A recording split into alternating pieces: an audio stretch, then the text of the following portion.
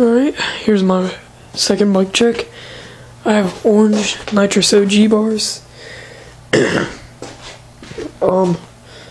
Animal Edwin grips. Nitrous trap stem. Vise front forks. Vise hub. Animal ASM front tire. The rim is C303.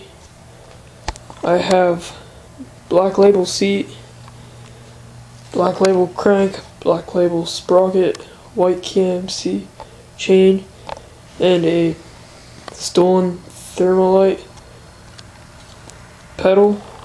And I have another ASM Animal ASM back tire, and a Vise back hub, and C303 rim,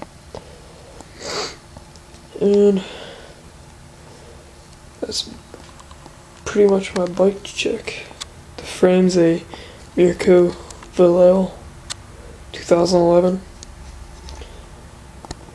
and that's pretty much it.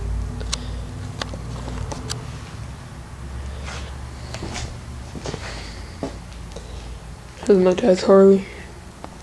It's my soon-to-be grind box. My other bikes. My bike parts.